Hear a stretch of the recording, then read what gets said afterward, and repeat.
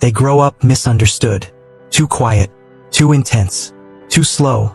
At least that's what the world tells them. While others chase applause, they observe. While others rush into careers, relationships, identities, they hesitate, not from fear, but from depth. Carl Jung believed that the rarest personality is not built for early success. It is built for late emergence. These individuals often feel out of sync with time itself. As children, they sense more than they can explain. As young adults, they struggle to fit into systems designed for speed, noise, and imitation. Society rewards the loud, the aggressive, the adaptable. But Jung warned, what adapts too easily often lacks a true self. The rare personality carries an inner weight, a long incubation period. Their life does not unfold in straight lines. It spirals inward before it expands outward. They fail early. They wander. They appear lost. But beneath that delay, something is forming. A self that is not borrowed. A mind that is not programmed. A purpose that cannot be rushed. And when they finally rise, it is not dramatic, it is inevitable. This video is not about motivation. It is about understanding why the rarest personality often succeeds after everyone else, and why that delay is not a weakness, but the very source of their power. If you've always felt late to life, this may explain everything. There is a type of person Carl Jung spoke about indirectly, carefully, almost reluctantly. Not because it was insignificant, but because it was rare. This personality does not dominate classrooms. It does not shine in early careers. It does not move fast, compete loudly, or seek validation. Instead, it watches. Jung understood something most modern psychology ignores. Human development is not uniform. Some personalities are designed for early adaptation. Others are designed for late individuation. And the rarest personality belongs to the second group. From the very beginning of life, this individual feels different. Not superior, not inferior, just misaligned. As a child, they often appear inward, serious, or strangely mature. They ask questions that don't fit their age. They feel emotions they don't yet have language for. But here is the paradox. While they may seem old inside, they are developmentally delayed outwardly. They struggle in systems that reward speed, obedience, and imitation. School punishes them. Society misunderstands them. Peers outgrow them, or so it appears. Jung believed this early friction was not accidental. It was psychological necessity. 1. The inner world is too strong. Most people build their identity by absorbing the external world. They copy values, goals, behaviors. This creates early confidence, but often shallow foundations. The rare personality is different. Their inner world is unusually vivid. Thoughts, symbols, emotions, intuitions, all collide at once. Jung would describe this as a psyche where the unconscious is highly active. This creates a problem early in life. Because when the inner world is louder than the outer one, adaptation becomes difficult. They cannot simply become what society asks them to be. Not because they are rebellious, but because their psyche resists false alignment. So they hesitate. They delay choices others make easily. Career paths, relationships, beliefs, identities. From the outside, this looks like confusion.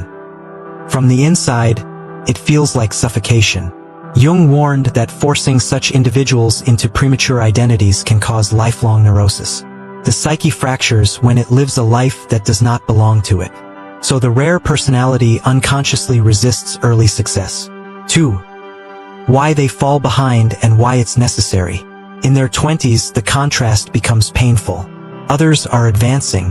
Promotions, marriages, social status, confidence. The rare personality feels stuck. They may jump from path to path. They may retreat into isolation. They may appear unambitious or lost. But Jung would say, this is not stagnation, this is incubation. Their psyche is doing something invisible.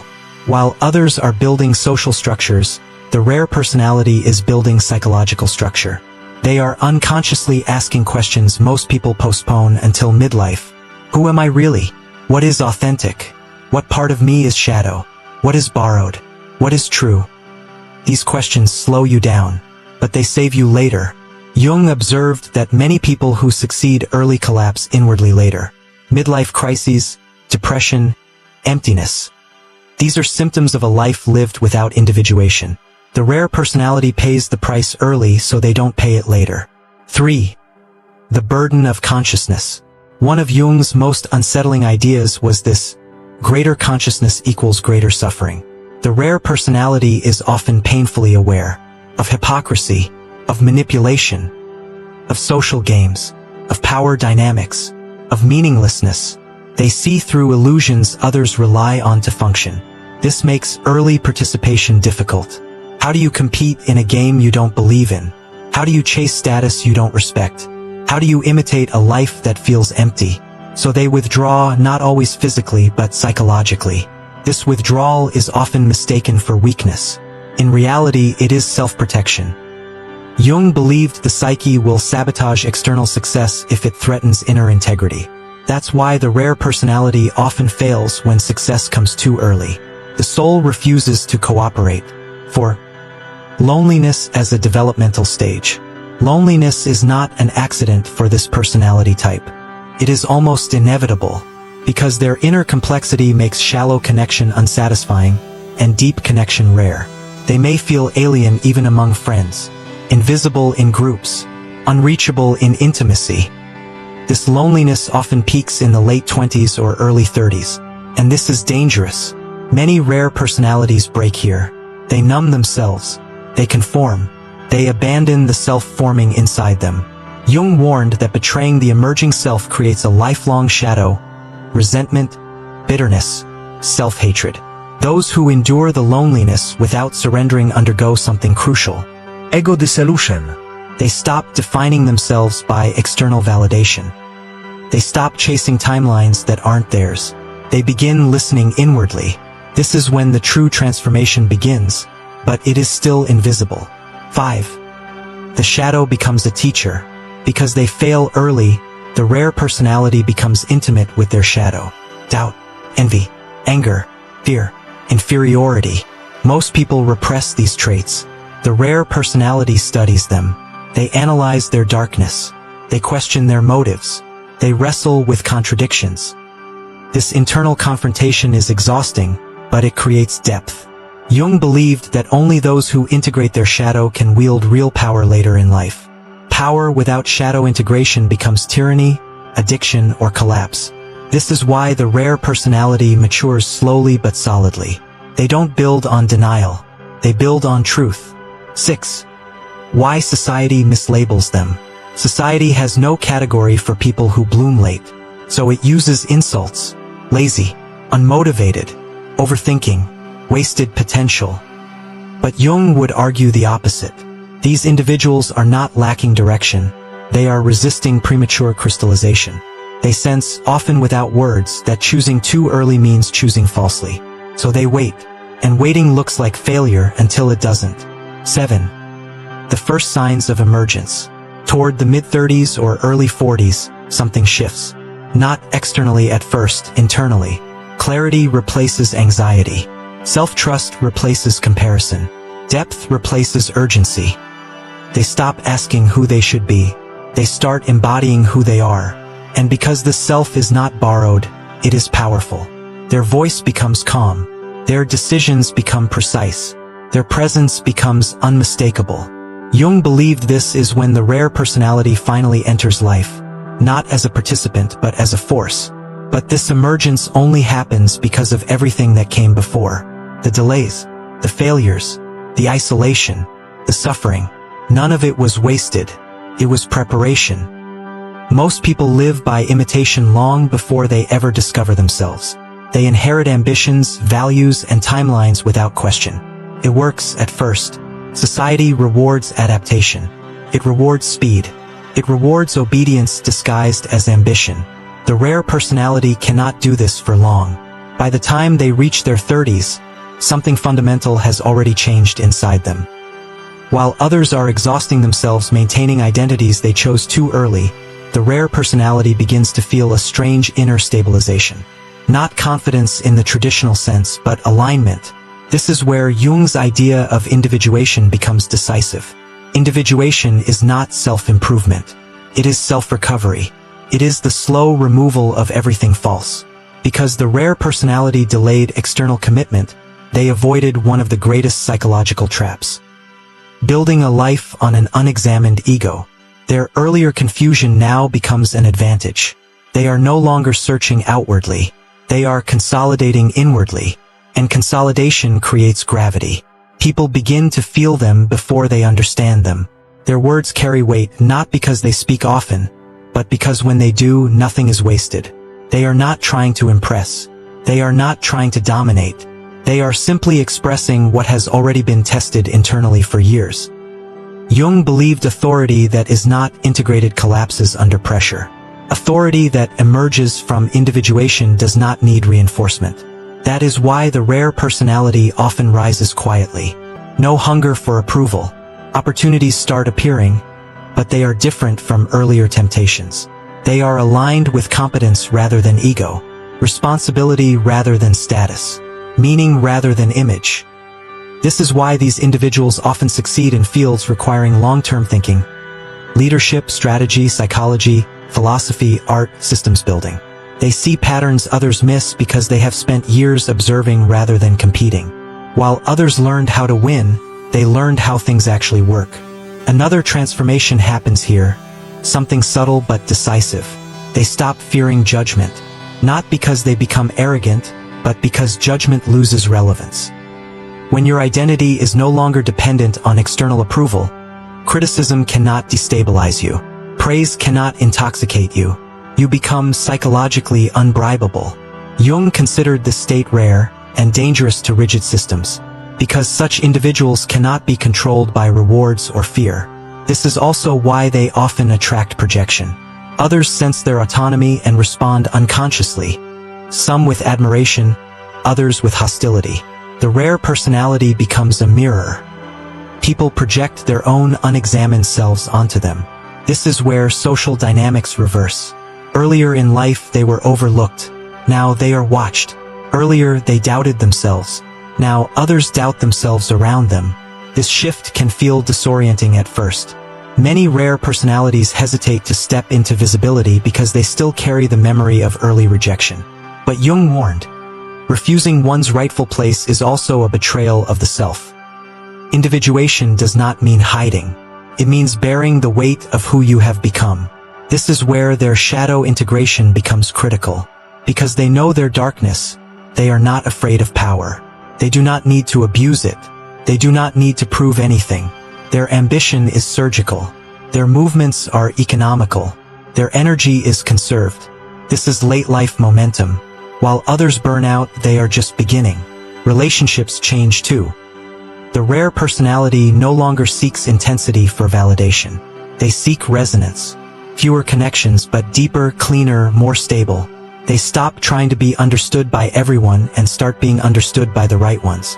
Jung believed this was a sign of psychological maturity. The capacity to endure being misunderstood without becoming bitter. And bitterness is the final test. Many who almost make it fail here. They look back at lost years with resentment. They measure themselves against false timelines and poison their own emergence. Those who succeed do something different. They reinterpret the past. They no longer see delay as failure. They see it as insulation, protection, preparation, and this reframing unlocks energy. They stop dragging the past behind them. They integrate it. They use it. Their story becomes coherent, not impressive, not dramatic, but internally consistent. This is when their influence expands. Not through force, but through example. Others sense stability in a world of fragmentation. They become reference points, anchors. Jung believed such individuals often become guides without intending to, mentors without advertising, leaders without titles. Their presence reorganizes space, and yet they remain free. They are not addicted to outcomes. They are not chasing legacy. They are not afraid of endings, because they already survived the hardest thing, becoming themselves without permission. And this is why their success, when it comes, does not consume them. It expresses them. By the time the rare personality reaches the second half of life, the game most people are still trapped in has already lost its grip on them. Status no longer seduces them. Approval no longer directs them. Fear no longer rushes them. This is where Jung's psychology becomes almost prophetic. He believed the second half of life is not meant for expansion outward, but for expansion upward, meaning wisdom, integration. Most people never reach this stage because they spend their energy defending identities built too early. The rare personality arrives here prepared. While others panic at aging, clinging to youth, relevance, and recognition, the rare personality experiences something unexpected. Relief. They are finally aligned with time.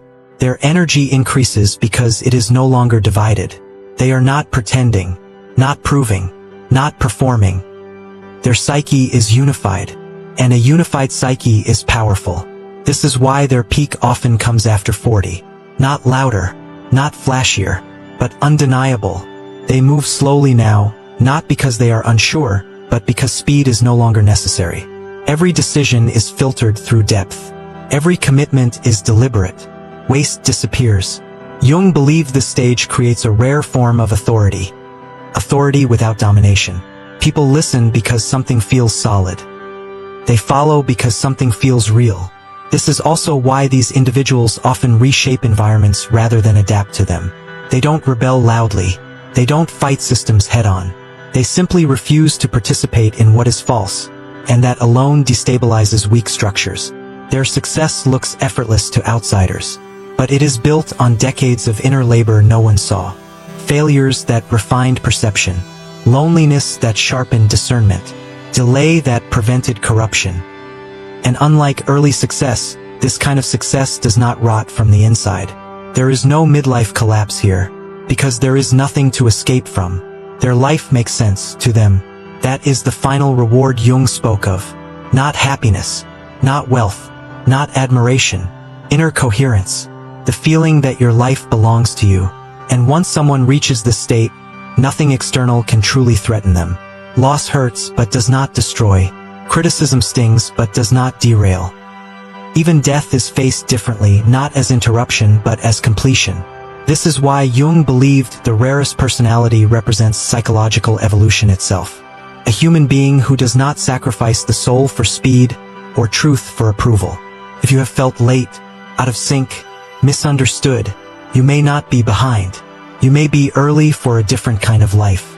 And if this message resonates with you, if you recognize yourself in this journey, subscribe to the channel. These videos are not for everyone. They are for those walking the long path of individuation, depth, and self-mastery. Subscribe and stay with us. The rare path is lonely, but you don't have to walk it without understanding.